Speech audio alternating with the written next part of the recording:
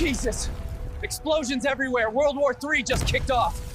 All I can think about is my money. My crypto's stuck on an exchange.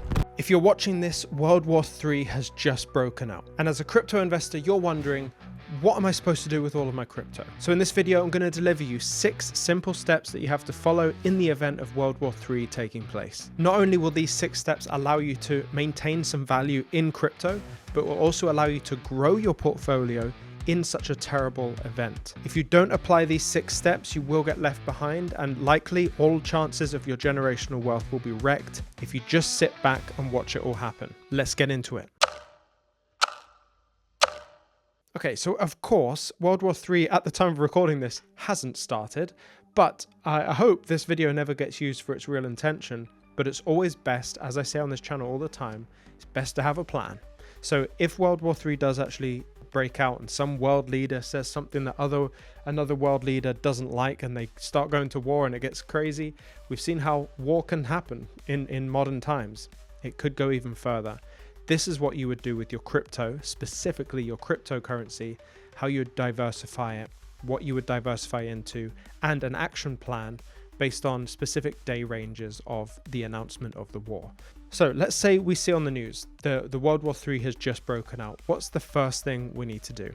The first thing we need to do is take 30 days worth of cash. This is what it would cost on a day-to-day basis for a month. We need to take that immediately out. So we need to do that within the first 24 hours of the war being announced. So this would be in the currency you spend. If you're in the States, you would want dollars. If you're in England, you would want pounds. In Europe, you'd want euros. This is going to pay for rent and food and supplies and all of that stuff for a period of 30 days. This is what you have to do in the first 24 hours. The second thing you're going to do within this first stage is pull every crypto you have off exchanges. I know a lot of people have done that already. If you have crypto assets on Binance or any exchange, essentially, take them off right now. And where you want to put them is in cold storage. Now there's a couple of ways you can do that. You can have that in your cold storage wallet. You can find my favorite one, the Ledger Nano X, linked below. You want it in a hardware wallet or in a location where hardware wallets are used. So the two options that you basically have is cold storage wallets like the Ledger I've just mentioned, or you could have your assets in a place like Caleb & Brown. Caleb & Brown are a brokerage. They use Fireblocks as institutional grade custody for all their clients, and Fireblocks are essentially using cold storage for themselves. Now that's not in your possession, but it is safe. So you have those two options for varying different types of people. If you're interested in Caleb & Brown and you're outside the UK, the link for that is also below. The next thing you want to do, which most people aren't thinking about in this first stage within the first 24 hours, is you want to be taking a snapshot of your entire portfolio. So have a look at everything that you hold, take screenshots. You want to go to the Block Explorer link, so essentially clicking your wallet on the blockchain and taking screenshots of that, just so you know exactly what should be there. So when everything comes back online, if it goes offline, at least you know what you should have had. You can then store all of those links and those screenshots in a PDF and print it out. Yes, you can save it on your computer, but if something goes wrong, the paper is really useful. You can also then laminate that piece of paper just to make sure it's extra safe, and put that in itself in a safe. And obviously you'd have multiple copies of this. And I'm aware this all sounds very doomsday like prepper language, but in this eventuality, it's probably a rational thing to do, to be going this far. You could also do this ahead of time, maybe even do this on a quarterly basis. So regardless of whether the war comes up or not, you're kind of prepared for it anyway. So a lot of these first 24-hour things that you need to do have mostly already been done. So that's what we're calling the same day triage. Those 3 things: 30 days of cash that you have available, pull every crypto that you have off exchanges, and then move them to either cold storage or a place that uses cold storage, and then snapshot your portfolio. Those are the 3 things to do in the first 24 hours. Moving on from that into phase 2, this is what we're calling a fortification custody. And this needs to happen within the first 2 to 7 days of the announcement of the war. The first thing you need to do is duplicate your seed phrases onto metal. And how you would do that is, I actually have this, I forgot what it's called, but I'll link it below. It's basically a metal slab that you can have, and you input your seed phrases on there, and it's not going to burn, it's not going to be damaged by water or electricity or EMPs or anything. It's kind of just on the steal. It's very safe, very secure, and you'll always have access to your seed phrases that way. Again, you can find the one I use using the link in the description. Ideally, you would have 2 of these and stash them in different locations just in case, really. And this would allow you always to be able to access your cryptocurrency again, even if you lost the physical device itself. Next, you need to set up, and this is something you can do right now, you need to set up an EMP or Faraday shield. And basically an EMP is almost like a weapon that can be used where it completely knocks out all electronics and devices and stuff, and it can be done by an opposing side in a war. And it will damage everything, and like my laptop would no longer work, my screen would no longer work, and that also means your cold storage wallet would no longer function. So in order to shield yourself from that, you would have to get a Faraday box. And a Faraday box is basically a little box that's the way that it's constructed and protected. It protects itself against EMPs. So any devices that are within the Faraday box are protected. And so if you have your cold storage wallets in the Faraday box, your cold storage wallets, therefore your crypto, are safe, or is safe. I don't quite know how I should say that. So you've got duplicate your seed phrase onto metal. Then we've got the EMP or Faraday shield. Again, the Faraday box that I use is linked in below in the description again. And then here's one that people aren't thinking about, and this is setting up a broadcast route.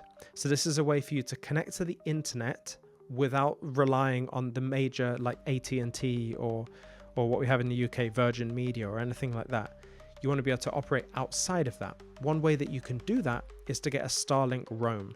Now, of course, with Fortify, this is the fortification of our custody in days 2 to day 7. And so what you'd want to do really, ideally in the first day, in that same day triage thing that we talked about earlier, is order a Starlink roam.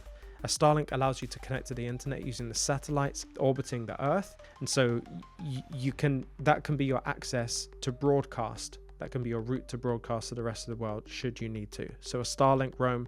And when I'm saying to buy all these things, if you don't have the money, off-ramping your crypto to pay for these things is a good use of the crypto. Okay, we're going to have a plan for reallocating, and that's actually the next part of the plan. If you want to see the Starlink roam, you can also see the link in the description. Again, trying to give you all the resources here. So step number 3, this is the reallocate for wartime volatility section of this video. This is happening all about the week 2 point in time. 2 weeks ago, the war has been announced. Now we're doing this. So this is actually how we're going to divide our portfolio up, our crypto portfolio, so that we're in a best position to hedge against all the different eventualities that are going to happen. So if your crypto portfolio represents 100%, these are the percentages that we need to target for these different assets. So the first one is we need short-term cash and treasury bills. We're going to allocate 20 to 25% of our entire portfolio into short-term cash and T-bills. So what that means is we want to have 3 months worth of bills in cash. We want that as a reserve. We already took out a reserve for a month within the first 24 hours, but now we're looking longer term. We want to take 3 months worth of bills. And then we also want, as part of that 20 to 25%, to be holding treasury bills. Treasury bills are very liquid, but they're also safe. So it's better than having physical cash in many ways. The next thing we want to allocate to is 20 to 30% worth into hard assets. We're talking about gold, we're talking about broad commodities, even ETFs or farmland REITs, for example, in the States there. Obviously, you want to really just go for gold and silver. I think most people have some gold and silver in this audience, but you want 20 to 30% of your portfolio in gold and silver. Ideally, the physical versions, not the online versions, which could go down in an EMP. The next thing would be to pick some equities that are war winners. And what I mean by war winners is investing in stocks that are in the world of energy and defense and logistics. You want to do this really as quickly as possible. I would do this with the top 10 names in those spaces and allocate 20 to 25% of your portfolio into that area. And like I said, this is reallocating your 100% worth of crypto into these different areas, right? So you actually have to let go of some crypto. Then we're going to actually reserve 20 to 30% of the entire portfolio into what I'm calling a crypto deep freeze. So these are any long-term projects that you're interested in, that you truly believe in, like XRP. And some of you out there will believe that about Bitcoin. This is all to go into the cold storage and stay in cold storage, or into Caleb and Brown to be saved there. And that's 20 to 30% of your assets. So what you don't want to do in this case is let any more than 30% of any of your assets sit in a digital environment that you can't access without the internet. So that's really what we've tried to hedge against. The 20 to 30% that we're holding in crypto, that's basically the limit of what we want to hold in the digital space. So we've done step 1, step 2, and step 3. And now we're on step 4, which is at week 3 since the outbreak of the war. And really what this is you want to set a series of buy orders, set limit orders to buy about 20 to 30% below the current prices of these assets. This is just going to allow you to watch the market crash in the war. This is your accumulation process. And so what you're going to do this is you're either going to set that up with Caleb and Brown, like a brokerage, or you're going to use a decentralized exchange. And if the internet's down, you're essentially using Starlink to do this, to access these websites and set these orders. If your broker freezes or anything happens with the exchanges or anything, you can actually use API keys to execute these orders, even if withdrawals are disabled. So that's a really interesting thing you can do. And that's everything that you can do in week 3. Now, step number 5 of all of this is the ongoing war mode hygiene kind of system that I've created here. This is between month 1 and month 18. So we're taking ourselves from month 1 all the way through to a year and a half's time if the war is still going. So the first thing you want to do is make sure that you're rotating your physical cash every 60 days if possible, because cash can deteriorate over time. You want to make sure that you don't deteriorate actual value. So you can actually rotate cash if it allows, like if banks are open or anything, you can rotate your cash. The other thing is this thing called rebalancing. What I'm talking about rebalancing is specifically in crypto, if that 20 to 30% that you're holding in crypto is actually appreciating, this would be your reminder to consistently every quarter have a look. Are these assets actually in the green? And if they are in the green, let's take some off the top and add it to our cash reserves. And you want to add it to your cash reserves so that you can set orders even a little bit lower than that moment to accumulate more assets. But really what we want to be doing is, if you're seeing rallies, seeing the prices move up in crypto, you want to actively be taking profits whenever those happen. So, when you get a 10%, 20% growth in a single day type of day, that's when you really want to be practicing restraint and taking profits on those days. And then the final thing here is, we have those 2 metal wallets, seed phrase wallets that we're keeping in 2 different locations. You just want to make sure every quarter or so that they're both in the same location that you left them and they're in good condition. This is just a quarterly check-in. That's again from month 1 to month 18. Now, as we go into the final stage of this is when we're post-conflict. So after the war, this is going to be the exit ramp playbook for you. At this point, we can probably start moving this frozen crypto that we had before in cold storage, and we can start to bridge that money over to decentralized exchanges, or even move it peer-to-peer from person to person.